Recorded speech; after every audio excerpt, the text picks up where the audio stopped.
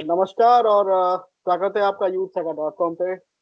आज हमारे बीच है डॉक्टर गुरमीत कौर, जो नेचुरोपैथिस्ट, एक्यूप्रेशर, कलर थेरेपी और योगा थेरेपिस्ट भी है। तो गुरमीत जी, स्वागत है आपका शो पे। नमस्कार अभिजीत जी। नमस्कार सबको। हाँ जी, ओके। और गुरमीत जी, आप जैसे कि हमें पता है कि आप बहुत दिनों से अलग अलग थेरेपीज में एक्सपर्ट हैं। आप अलग अलग चीजों पे ट्राई कर रहे हैं। तो आपकी जो ये जो जर्नी है ट्रीटमेंट करने की, तो ये कब से शुरू हुआ और कैसे शुरू हुआ? ये मेरा सफ़र बहुत लंबा है। ये कह लीजिए मेरा 18 इयर्स बिफोर, 18 साल पहले मैंने ये शुरू किया। और कैसे शुरू किया, अभी मैंने 12th भी नहीं की थी, कह लीजिए सिर्फ 12th के एग्जाम्स ही दिए थे। और सिर्फ एग्जाम देने के जस्ट बाद ही मैं पहले डॉक्टर के अंडर लग गई।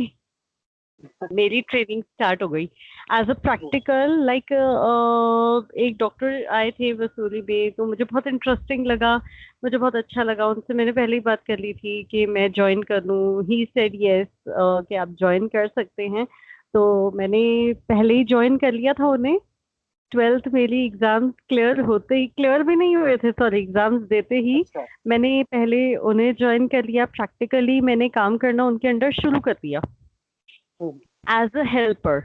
एज अ हेल्पर, तो क्योंकि जैसे जैसे वो इंस्ट्रक्शंस देते थे तो वैसे वैसे मैं करती रहती थी। पॉइंट्स लगाना, पॉइंट्स प्रेस करना, वट एवर इट इज। तो सारी थेरेपीज मैंने उनके अंडर सीखनी शुरू की ही थी। एक्यूप्रेशर बेसिकली मैंने सीखना हम्म। शुरू किया था। उसके बाद धीरे धीरे मैं जैसे ही 12th का रिजल्ट आया, फिर मैं इस लाइन में प्रॉपरली चली गई। मतलब स्टडीज की, वर्कशॉप किया। और नो डाउट मैं जॉब में भी लगी हूँ। 18 साल पहले ही वही मैंने जॉब की है इंद्रेश हॉस्पिटल में भी, देहरादून, एज अ अच्छा। थेरेपिस्ट। अपनी प्रैक्टिस भी की है। और प्लस साथ साथ मैं स्टडीज एंड वर्कशॉप्स में कर ही रही थी। और अभी भी मैं योगा थेरेपिस्ट हूँ। मतलब प्लस किया है हाँ मैंने हाँ। इसके साथ। योगा कर रही हूँ, अभी भी मैं मास्टर्स कर रही हूँ योगा में। तो हर चीज का मैं थेरेपी में मैं प्लस कर रही हूँ कि मैं कैसे थेरेपी करूँ। नेचुरल थेरेपी में मैं क्या क्या ऐड कर सकती हूँ। तो स्टडीज हाँ। के साथ साथ मैं अभी भी प्लस प्रैक्टिस भी कर रही हूँ हर चीज की। अच्छा जी। अच्छा जी, मतलब आपकी जो शुरुआत हुआ था वो एक्यूप्रेशर से शुरू हुआ था? हाँ जी, मेरा ओके। तो एक्यूप्रेशर से ही शुरुआत हुआ। फिर उसके बाद धीरे धीरे पता चला सीड थेरेपी। सीड थेरेपी में मैं आई, साथ में acupressure, seed therapy, colour therapy के बारे में। कलर थेरेपी बहुत डीप है। मतलब एक ऐसा नहीं है कि कोई भी कलर आपने लगा दिया काम कर जाएगा। ये बहुत हाँ हाँ। ज्यादा साइंटिफिक रीजन आपको देखना पड़ता है। मतलब काफी अच्छा खासा डीप है। स्टडीज में आपको जाना पड़ता है कि कलर हम्म। थेरेपी क्या है। तो उसे मैंने जी। पढ़ा, उसे जाना। जो हमारे कोर्स में था, हमारे गुरुजी हमें पढ़ाते थे। तो उसका ट्रीटमेंट निकाल निकाल के फिर मैं कलर थेरेपी में ही मैंने प्लस किया। फिर धीरे धीरे मैं और नेचुरल थेरेपीज में आई। फिर योगा थेरेपी में मैं आई। तो ये सब मैं थेरेपीज अब इकट्ठी करती हूँ। अच्छा जी। जैसे कि मान लीजिए आप चार चार अलग अलग थेरेपीज ट्राई करते हैं, जैसे नेचुरोपैथी, नेचुरोपैथी है, एक्यूप्रेशर है, योगा है, कलर थेरेपी। तो इसमें बेसिकली डिफरेंसेस क्या होती है? जैसे कि कुछ चीजें हमारे लिए नया भी है, सुनने को मिला। कलर थेरेपी तो मैंने कभी सुना ही नहीं था कभी भी। बाकी सारी चीजें थोड़ा बहुत सुना था। तो इसमें बेसिकली डिफरेंसेस क्या होता है ट्रीटमेंट में, और ऑब्जेक्टिव क्या होती है? मेन ये है कि आप एक पेशेंट को कैसे पूरी तरह हील कर सकते हैं। एक्यूप्रेशर से, एक्यूप्रेशर में क्या होता है, आपको सिर्फ प्रेस करना होता है। उसमें सीड अगर आ जाए तो सीड लगा करके आप प्रेशर दे देते हैं। कलर मतलब एक पूरा रीजन ये होता है कि आपने एक पेशेंट को विदाउट एनी मेडिसिन, बिना मेडिसिन के पूरा कैसे ठीक करना है। तो हर थेरेपी अलग अलग यूज होती है। बट हम्म। ये एक थेरेपिस्ट डिसाइड करता है, मैं डिसाइड करती हूँ कि एक पेशेंट को क्या चाहिए, क्या बेस्ट रहेगा उसके लिए। तो उसके लिए जो बेस्ट रहेगा, जैसे कि अच्छा खासा एक्सपीरियंस रहा है, चल भी रही हाँ, हूँ उस एक्सपीरियंस में, तो हाँ, हाँ। मैं अपनी तरफ से बेस्ट देने की कोशिश करती हूँ कि एक पेशेंट को मैं बेस्ट दूं, उसे एक बहुत अच्छा इलाज दूं मैं, हाँ पूरी जी। तरीके से वो सेटिस्फाइड हो उस ट्रीटमेंट में कि उसे सब कुछ मिल रहा है। तो डिफरेंस मेन यही है कि colour therapy according to problem, अगर आपका गैस्ट्रिक है तो अलग कलर यूज होता है, पेन है तो अलग कलर यूज होता है। तो ऐसे ऐसे आपके कलर्स यूज होते हैं, और कलर्स में मैं अगर आपको बताऊं, सिर्फ हैंड पे कलर नहीं लगता। तो अच्छा। एक ऑयल ऑयल थेरेपी भी होती है, सन थेरेपी, हम्म, जिसे हम ऑयल को धूप में एक कलर के थ्रू, उस पेपर के थ्रू हम चार्ज करते हैं, तो वो अच्छा सन जी। थेरेपी हो जाती है। तो उससे भी हम एक पेशेंट को ऑयल का मसाज देना, या उस ऑयल को चार्ज करना, या पानी को चार्ज कर देना एक धूप के थ्रू, तो वो भी एक ट्रीटमेंट है जो कलर थेरेपी में आता है। अच्छा। तो जैसे कि योगा तो मुझे लगता है हर कोई थोड़ा बहुत जानता है। तो योगा में बेसिकली हम जी लोग पोस्टर्स के थ्रू और दूसरी चीजों के थ्रू अपनी जो जॉइंट्स है या अपनी इंटरनल जो चीजें हैं उसको बेहतर बना सकते हैं। तो ये जो चीजें हैं, कलर थेरेपी है या बेसिकली जो सारी चीजें हैं, तो किस तरह की बीमारी बेसिकली ज्यादा इफेक्टिवली बेहतर बेहतर से ट्रीटमेंट हो सकती जो मेरा एक्सपीरियंस है वो तो पेन का है, कि आपका जितना सर्वाइकल है, बैक एक है, या साइटिका, लेग्स में पेन होना, क्योंकि एक पेन पे मैंने ज़्यादा काम किया है। है? अच्छा। चाहे वो जी, किसी भी तरह का पेन हो, हेडेक हो, कमर में दर्द हो, लेग्स में पेन हो, या लेग्स में नमनेस हो, उस पे जी। ज़्यादा एक अच्छा काम करता है। और वैसे ये अच्छा इसलिए काम करता है क्योंकि जल्दी ही पता चल जाता है इसके रिजल्ट, अच्छा। इसलिए ज़्यादा पता चलता है कि हाँ, एक पेन पे कैसे काम किया है इस थेरेपी ने, चाहे योगा थेरेपी हो, चाहे कोई भी थेरेपी हो। इसके अलावा आपका जो इफेक्ट पड़ता है internally, stomach, liver, constipation, indigestion, कुछ भी हो, नो डाउट उस पे धीरे धीरे आपका इफेक्ट आता है। बट या इफेक्ट आपको लगता है, वो खुद एक आपका पेशेंट बता देता है कि हाँ, हाँ, हाँ। हमें इफेक्ट आया है। तो मैंने पेन पे ज्यादा काम किया है। तो जो नेचुरोपैथी होती है ना, जैसे कि सुन के लगता है कोई नेचुरल या नेचर के रिलेटेड चीजें होंगी इसमें। जैसे कि मतलब आइडिया नहीं है मुझे इतना ज्यादा। तो नेचुरोपैथी में क्या चीजें इन्वॉल्व होती है? नेचुरोपैथी में बहुत सारी चीजें हैं, जैसे कि आपका मसाज, हाँ जी। ऑयल थेरेपी आ जाना उसमें, जिसे अगर एक प्रॉपर हिंदी में बोले तो अभ्यंग कहा जाता है, अभ्यंग। अच्छा जी।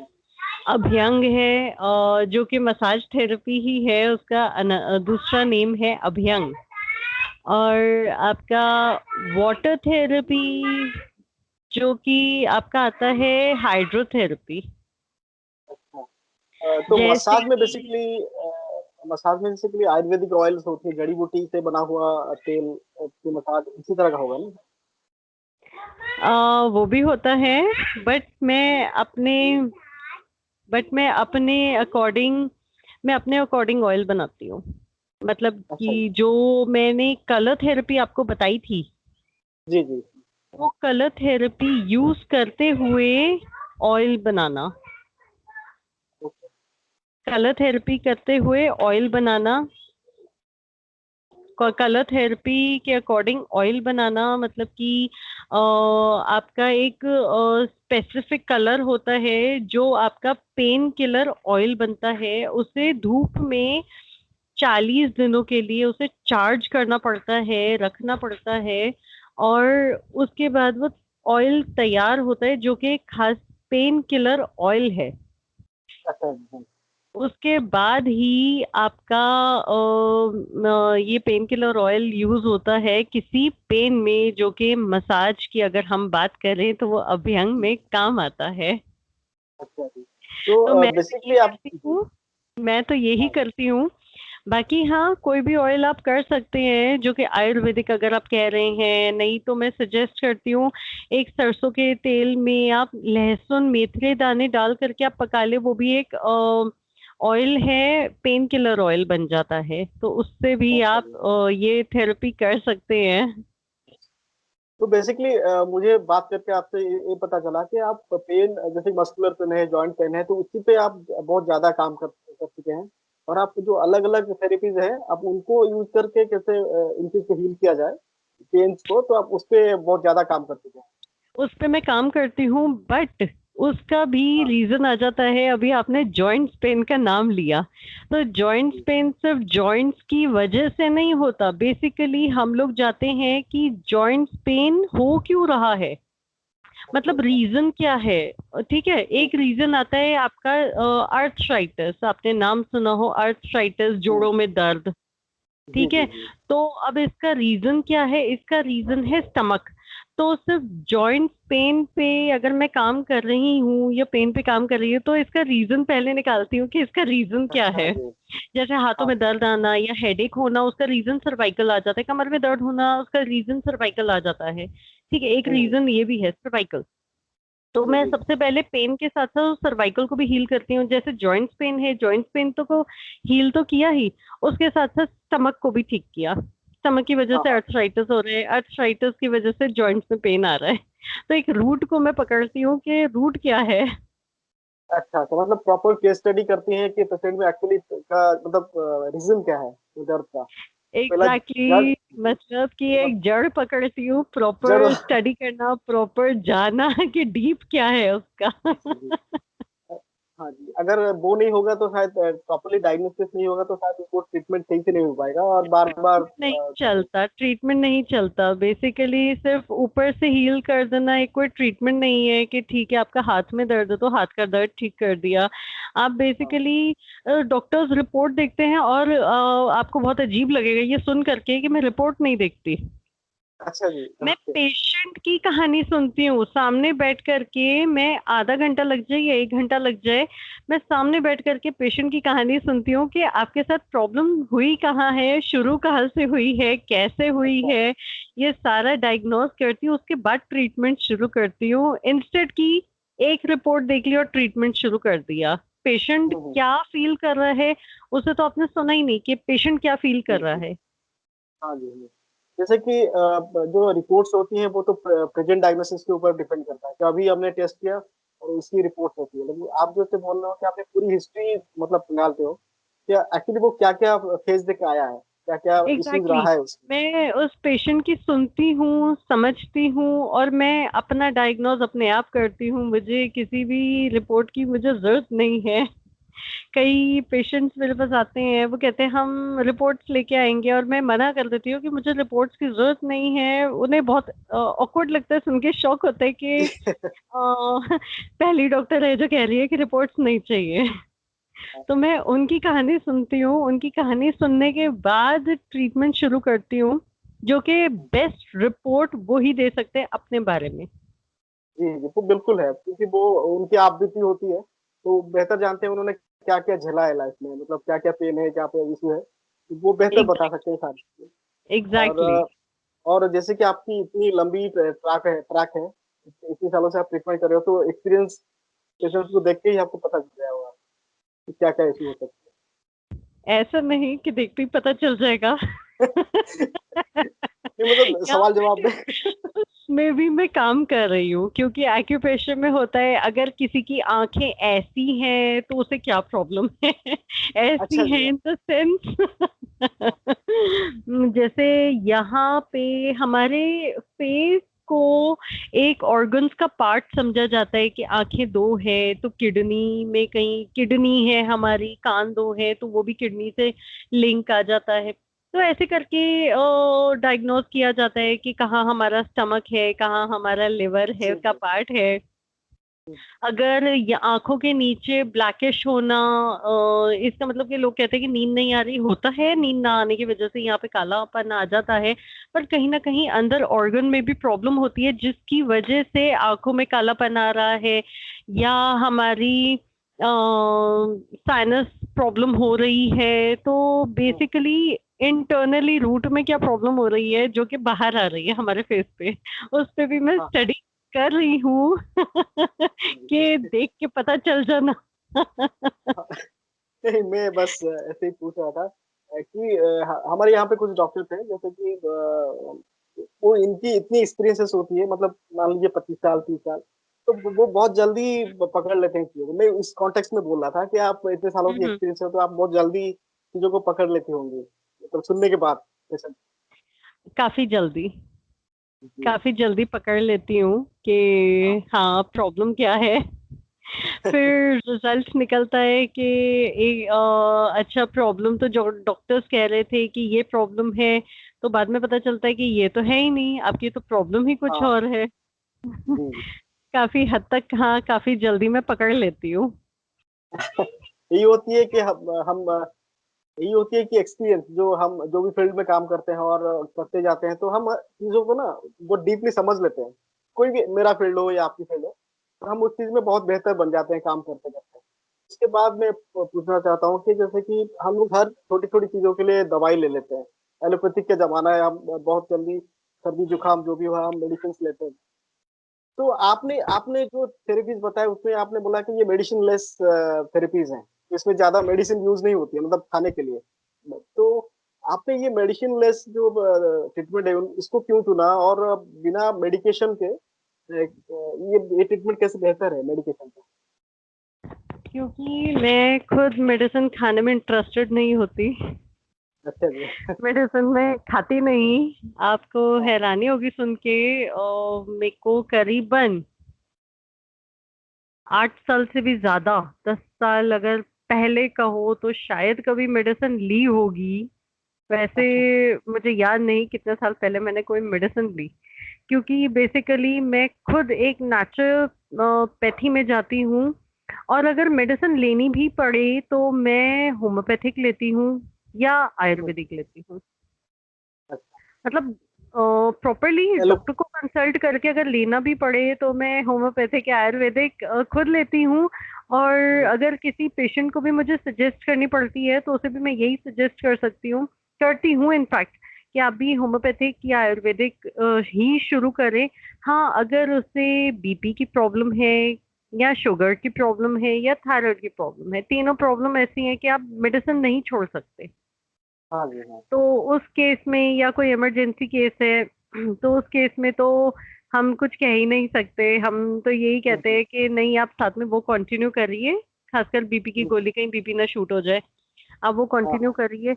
उसके साथ साथ आप होम्योपैथिक ले सकते हैं और साथ साथ आप मेरा ट्रीटमेंट शुरू कर सकते हैं। और धीरे धीरे कईयों की मेडिसिन मैंने बंद भी की हैं, बट धीरे धीरे जैसे हम्म, एमजीज आप कम कर दें, किसी की थायराइड की 100 mg चल रही है तो जी। मैं 75 कर देती हूँ और 50 कर देती हूँ। और मेरा खुद का केस रहा है। हम्म, मेरा अब अपना एक्सपीरियंस बताऊं मैं, मुझे 10 से 12 साल पहले मुझे थायराइड था।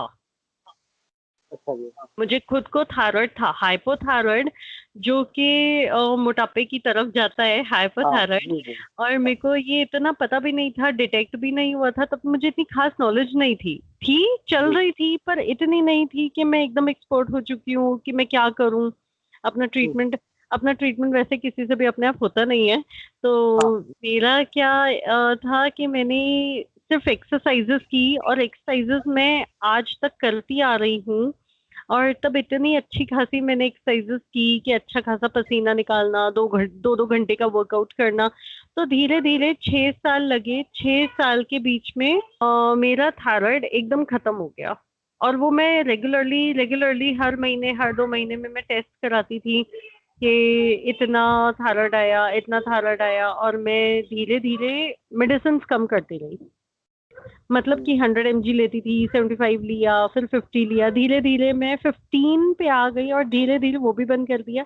और आज तक मुझे थायराइड भी नहीं है। तो ये मेरा बहुत अच्छा एक्सपीरियंस, पर्सनली बहुत अच्छा एक्सपीरियंस रहा है। जैसे कि एलोपैथिक में क्या होता है ना, मेडिसिन खाने से चीजें जल्दी तो ठीक हो जाती हैं लेकिन उसके साइड इफेक्ट्स भी होती हैं और वो जड़ से खत्म नहीं होता कभी कभी एलोपैथिक नहीं में कुछ होता बीमारी। उसके। अगर मैं आपको साइड इफेक्ट्स बताऊं, सबसे पहला साइड इफेक्ट तो जाता ही किडनी पे है।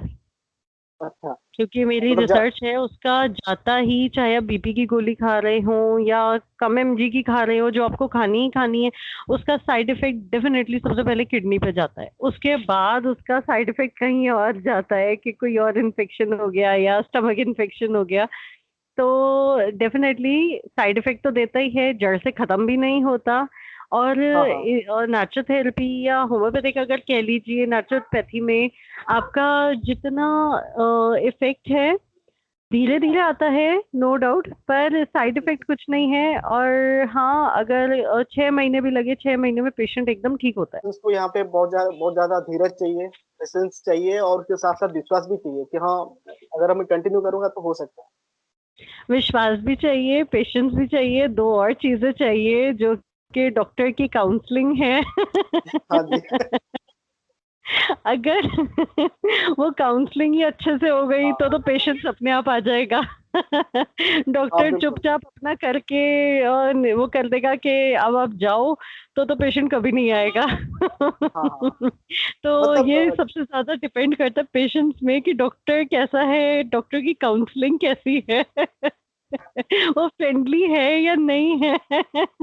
तो जी, ये तो आपने बहुत सही बात बताया कि हम भी अगर ट्रीटमेंट के लिए जाते हैं तो डॉक्टर की बातों से ही हमारी आधी बीमारी तो ठीक हो जाता है। डॉक्टर जो कॉन्फिडेंस लाता है हमारे अंदर, मतलब क्या परेशानी है, ठीक हो जाओगे, मतलब जो भी है एलोपैथिक या कोई भी डॉक्टर हो। अगर एक डॉक्टर खासकर नेचुरोपैथिस्ट ये बोल दे कि नहीं प्रॉब्लम ही कुछ नहीं, आप तो ठीक हो जाओगे, तो पेशेंट वहीं ठीक हो जाता है। वहां कह दोगे कि आपकी तो इतनी बड़ी प्रॉब्लम है, आप तो पहले क्यों नहीं आए, आप तो हाँ, ठीक ही नहीं हो सकते। और जी, साथ में मतलब हाँ, मतलब साइकोलॉजी का भी बहुत बड़ा फैक्टर है मतलब बहुत बड़ा बात। फैक्ट है। और साथ में आप ये कह दोगे कि ऐसा नहीं हो सकता, और थोड़ा स्ट्रिक्टली बोल दोगे, वो अगले दिन से तो बिल्कुल भी नहीं आएगा, शक्ल भी नहीं देखेगा। काउंसलिंग होगी तो और वो भी अच्छी वाली, आप फ्रेंडली नेचर के साथ आप काउंसलिंग करते हो, तो वो साल भर आने के लिए भी तैयार है, और मेरे पास सालों साल पेशेंट्स आते हैं। तो ये क्या मतलब आपकी ट्रेनिंग का हिस्सा है कि आप पेशेंट्स को कैसे डील करना चाहिए, ये सब आपको सिखाया जाता है? हिस्सा है, बट नेचर पे भी डिपेंड होता है। हाँ मैं जी, शुरू से हाँ। ही फ्रेंडली रही हूँ, हर एक के साथ ही, लाइक अलग अलग फ्रेंड्स बनाना, बातें करना, उनके बारे में जानना। ऐसा नहीं उनके बारे में जानना या किसी से चुगली करना, ऐसा नहीं, हाँ, बट हाँ अच्छा लगता है कि किसी को ये बिलीव करवाना कि नहीं आप ठीक हो जाओगे, चाहे प्रॉब्लम साइकोलॉजिकली है, चाहे मेंटली है, चाहे कुछ भी है। हुँ, हुँ। ये मेरे को खुद में भी अच्छा लगता है, और मेरा प्रोफेशन भी ऊपर से यही है, तो एक तो ट्रेनिंग भी मिल गई, और उस ट्रेनिंग को मैंने अच्छे से लिया भी, और अपने आप में भी मेरा है कि हाँ अच्छे से एक पेशेंट की बात सुनूं, उसे सुनूं, उसकी प्रॉब्लम सुनूं। उसके बाद मेरे पास जितने पेशेंट्स आते हैं सबको आधा आधा घंटा लगता है आराम से, और अगर कोई अपनी स्टोरी सुनाता है, प्रॉब्लम सुनाता है, आराम से उसका 1 घंटा लग जाता है। जी, जी, जी। और मतलब उस पेशेंट जो जिसे मैं देख रही हूँ, उसके साथ-साथ बाकियों को भी मैं साथ-साथ काउंसल कर देती हूँ, तो सारे खुश रहते हैं। और अब प्रॉब्लम हो गई है कोरोना टाइम में कि कोरोना चल रहा है, आपने डिस्टेंस गैप करना है, और मेरे पास डिस्टेंस हो नहीं पाता। हाँ जी। इकट्ठे पेशेंट्स मेरे पास होते हुँ, हुँ। हैं। और बहुत खुश होते हैं। यही चीज़ है क्योंकि जो डॉक्टर की मतलब बातें काफ़ी मतलब आधी हीलिंग कर देती है। अगर अच्छे से डॉक्टर बात करे और हमें कॉन्फिडेंस आ जाए डॉक्टर पे तो एक अपने आप ही बहुत सारी चीज़ें मतलब सॉर्ट आउट हो जाती है। पेशेंट भी अपने आधी आप से ज़्यादा कॉन्फिडेंस आ हीलिंग जाती हो है। जाती है, आधी से ज़्यादा हीलिंग हो जाती है। मैं हाँ। अभी क्या है, कोरोना टाइम जब चल रहा था, मतलब चल तो अभी भी रहा है, जब लॉकडाउन था 2-3 महीने का, मुझे तब पेशेंट्स के कॉल आते थे कि क्या आप घर पे देख लोगे? मतलब इतना असर होता है कि मेरे पास तब भी कॉल आते थे कि आप घर पे देख लोगे।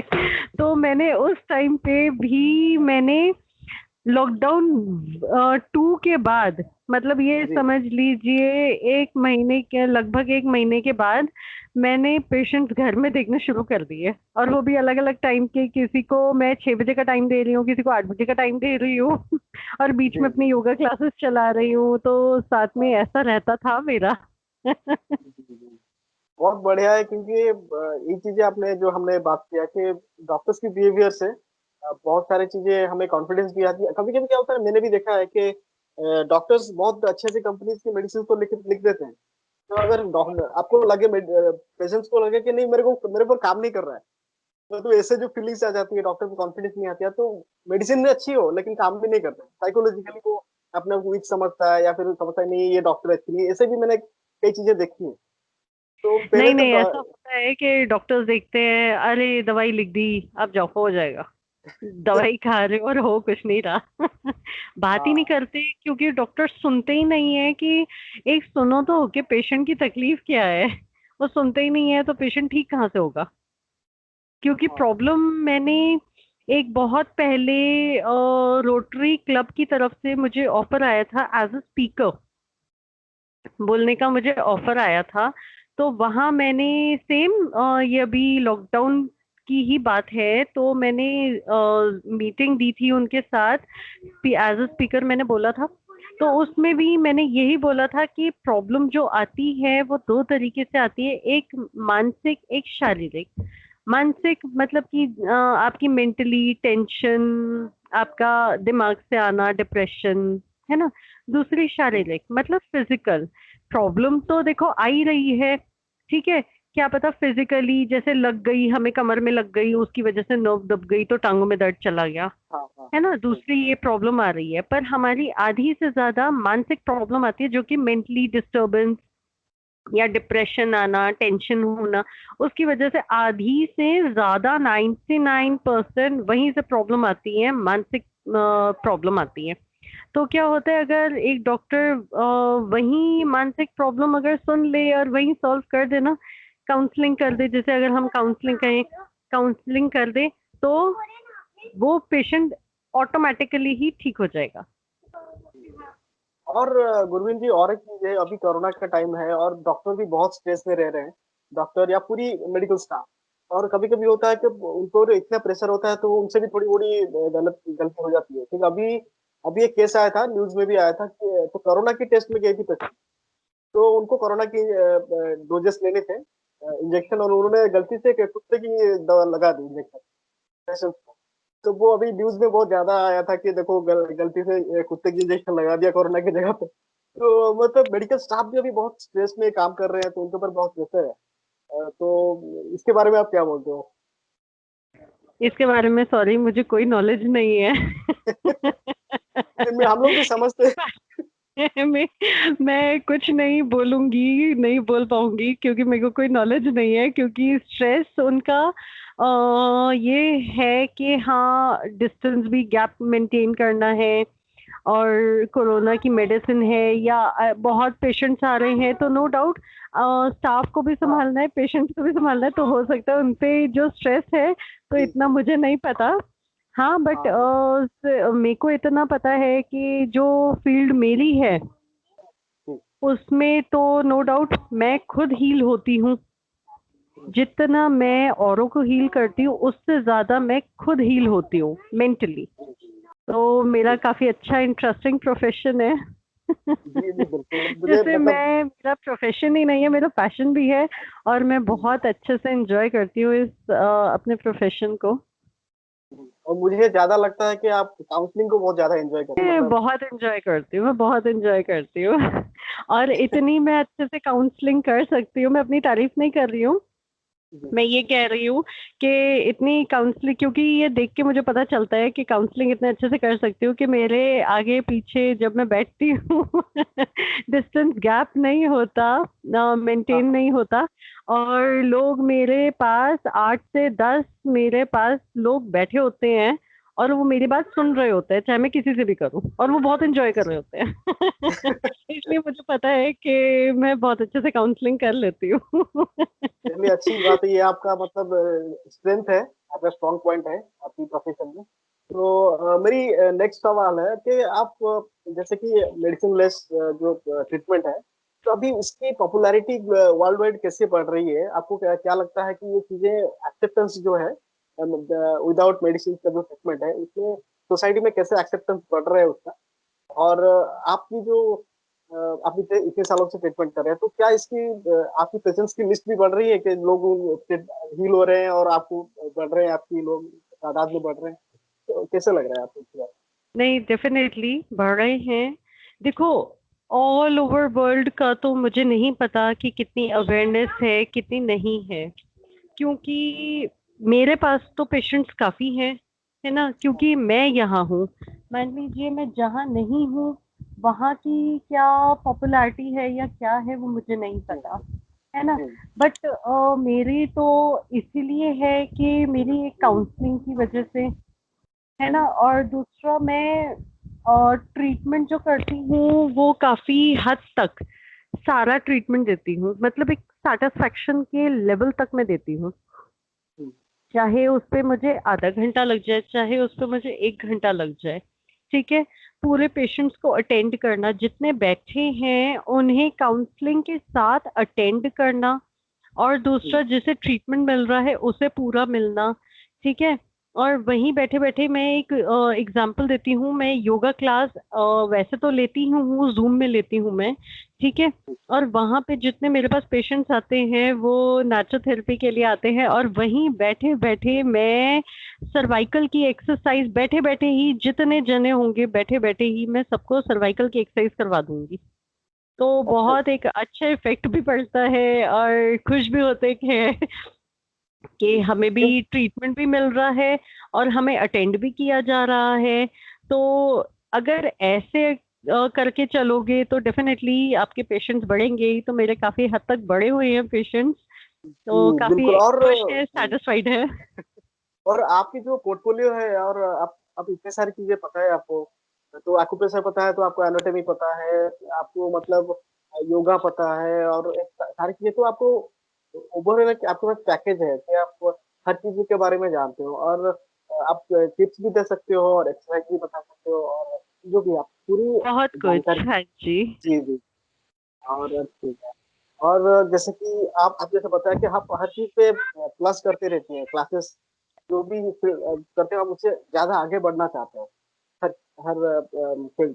तो आप अभी अभी आपकी रिसर्च किस पे चल रहा है, और आप आगे क्या क्या प्लानिंग है आपको, और अगर आप क्या सोचते हो? मेरी प्लानिंग यही है, थेरेपी में मुझे जो कुछ मिलेगा मैं वो उसे ग्रास्प करने की कोशिश करूंगी। फिलहाल योगा में चल रहा है मेरा। इसके बाद मैं पंचकर्मा, अगर मुझे मौका मिलेगा, पंचकर्मा जो नेचुरोपैथी में मैं पढ़ चुकी हूँ, बट उसका प्रैक्टिकल करना पंचकर्मा। मैंने सुना है। जैसे अगर नस शिरोधारा अगर कहे, वो क्या है, पेशेंट को लिटा करके उसके माथे पर आटे की पट्टी, गोल सी आटे की पट्टी लगा दी जाती है, और उसके हम्म, माथे पर तेल टपकाया जाता है।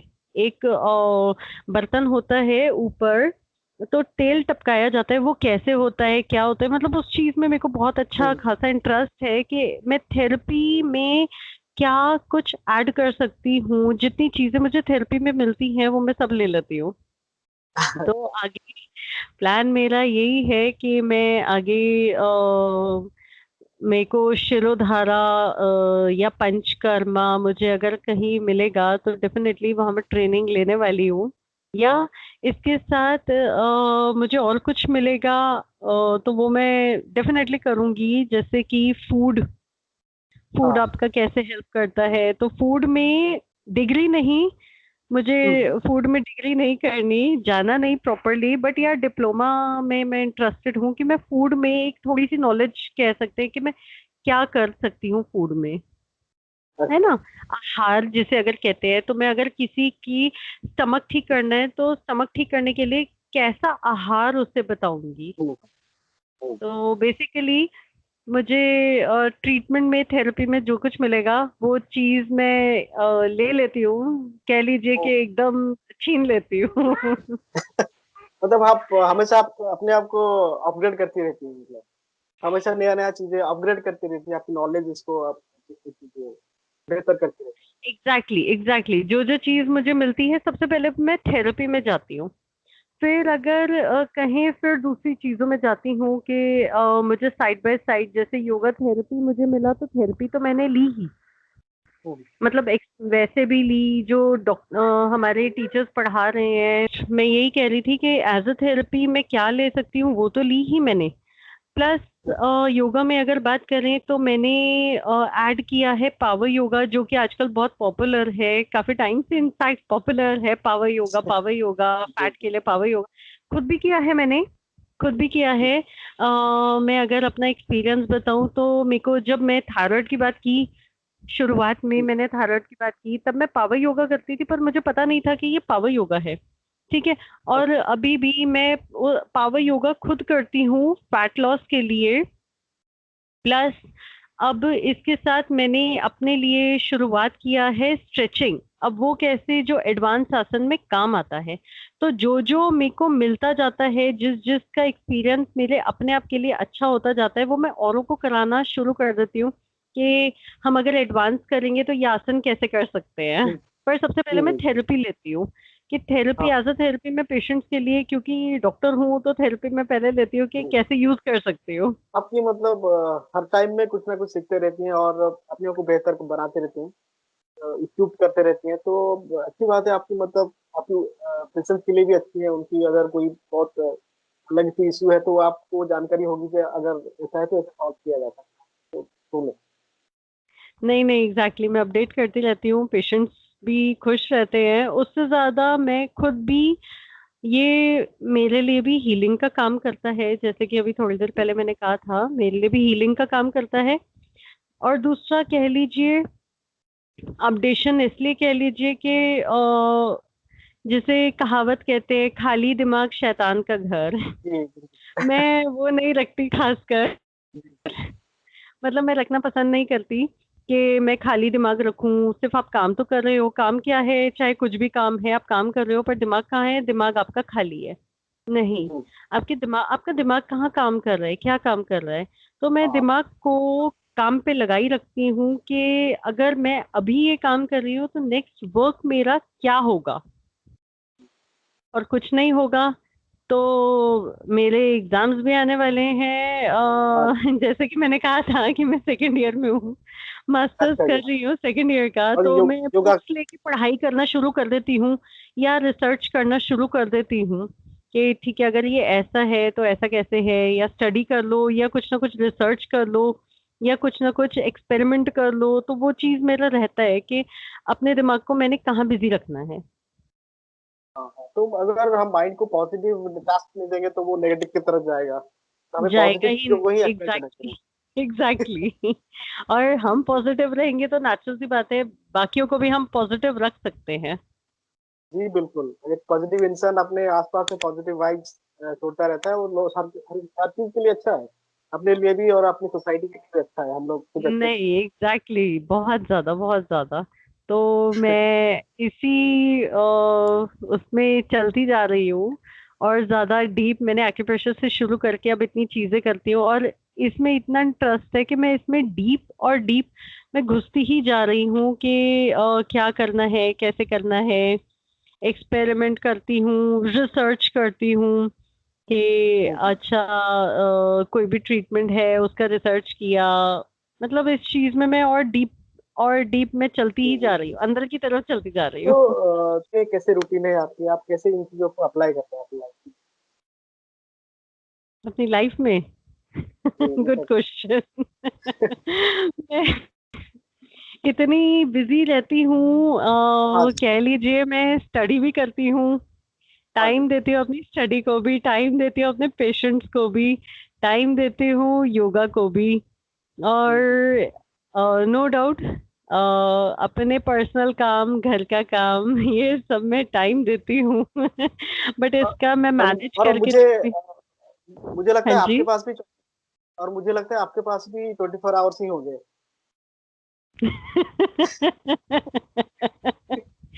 इससे ज्यादा होते तो बात ही क्या थी। और अब अब आप 24 आवर्स में इतनी सारी चीजें करती हैं, तो मतलब कैसे रहती है आप सुबह, मतलब आपकी दिनचर्या कैसे रहती है? योगा भी आप करते हो, जूम क्लासेस भी करते हो, तो कैसे मैनेज करते हो सब कुछ? और मैं क्लिनिक की ऐसे टाइमिंग क्या होती है? मैं ऐसे मैनेज करती हूँ कि सुबह सबसे पहले मैं कोशिश करती हूँ जल्दी उठ जाऊं, हम्म, 5:30-6 बजे मैं उठ जाऊं। और उस टाइम पे 2 घंटे मेरे को देने होते हैं योगा को। 2 घंटे नहीं तो कम से कम 1.5 घंटा मुझे देना ही है। मतलब मैंने टाइम बनाया हुआ है कि 1.5 आवर मुझे अपने आप को अपनी प्रैक्टिस के लिए मुझे देना है।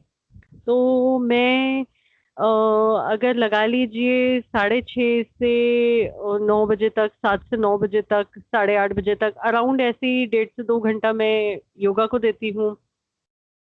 टाइम बच जाए तो 10 मिनट के लिए मैं बुक पकड़ लेती हूँ, नहीं तो पकड़ने का टाइम नहीं होता। फिर मेरे घर के काम शुरू हो जाते हैं। एज सच मेरी डॉटर है छोटी सी।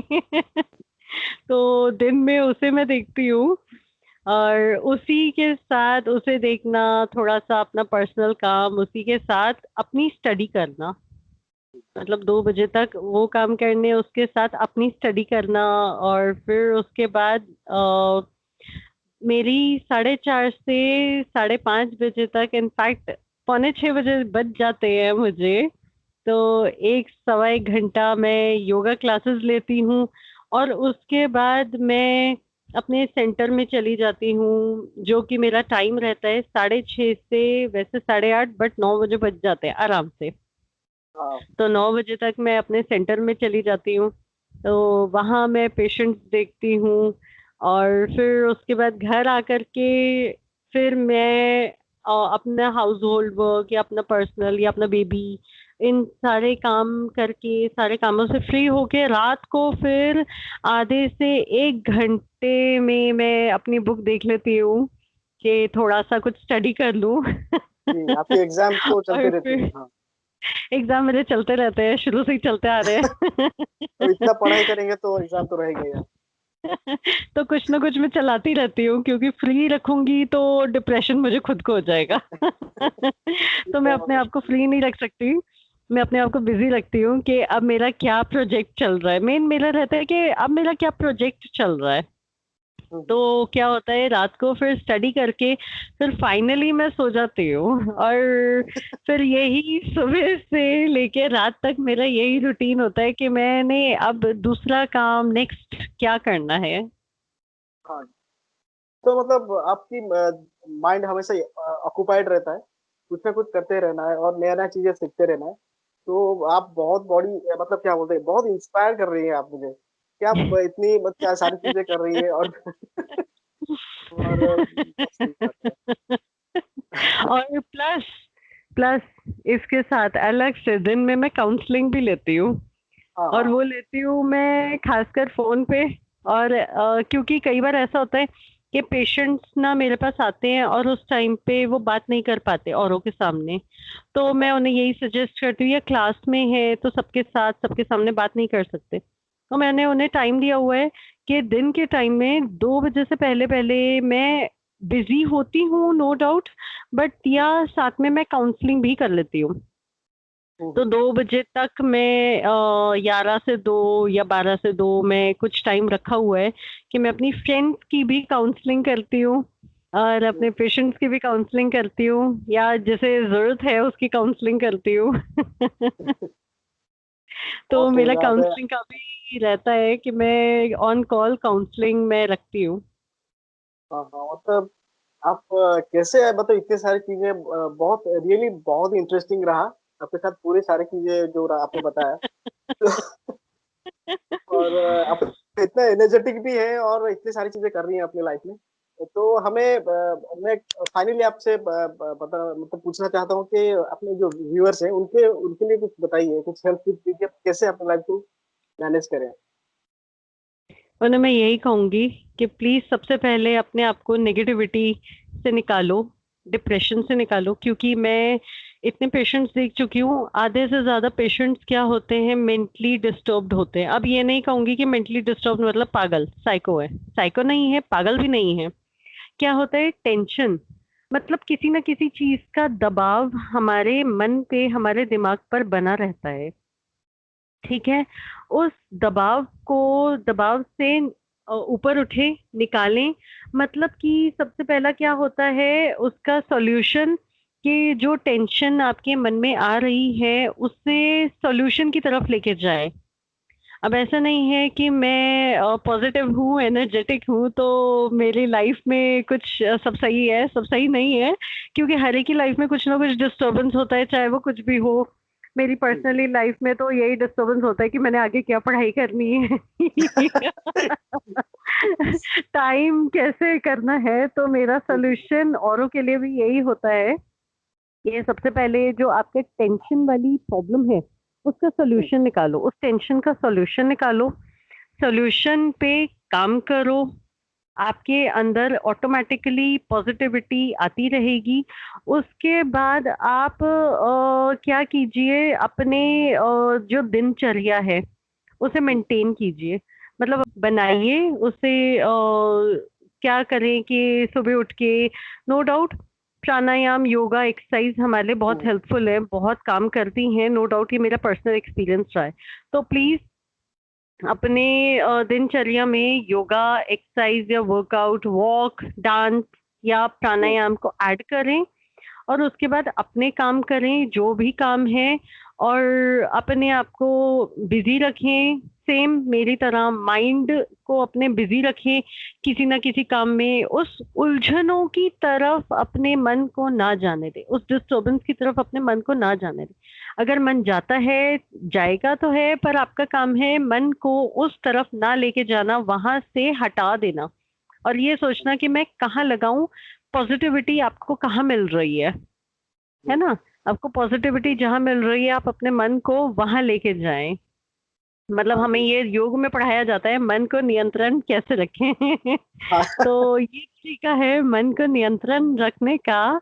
तो आप कैसे रखें, वो इस तरीके से रखें, और धीरे धीरे आपको सोल्यूशन मिलता जाएगा, धीरे धीरे आप पॉजिटिव होते जाएंगे, और आपका जितना बिगड़ता हुआ काम है वो बनता चला जाएगा। हाँ, तो मैं बिल्कुल सबसे सही पहले बात। यही कहूँगी कि आप मेंटली अपने आप को हील करेंगे, और ये आपके अलावा और कोई नहीं हील कर सकता। मेरे बिल्कुल पेशेंट्स सही। काफ़ी हैं जो डॉक्टर्स के पास जाते हैं, हमें नींद नहीं आती, हम स्ट्रेस रहते हैं। हम साइको के पास गए हैं कि नींद नहीं आती, तो वो उन्होंने क्या किया है, वो हमें ये गोलियाँ दे दी हैं, तो आप ले लो और आपका माइंड रिलैक्स रहेगा। डॉक्टर्स क्या काम करते हैं, माइंड को शांत कर देते हैं और नर्व्स को रिलैक्स कर देते हैं थ्रू नींद की दवाई। हाँ।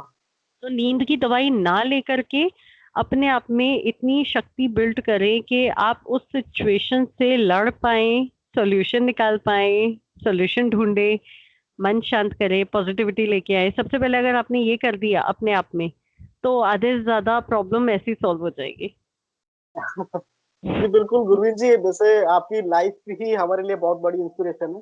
तो ऑब्वियसली आपकी सारी बातें जो सुनेंगे ना, जो उनको वो चार्ज अप हो जाएंगे, आपने जो बताया सारी चीजें। तो आप हमारे शो पे आने के लिए बहुत बहुत धन्यवाद। और अब पढ़ते रहिए, एग्जाम लिखते रहिए और आगे बढ़ते रहिए। धन्यवाद। नमस्कार। थैंक यू, नमस्कार, थैंक यू।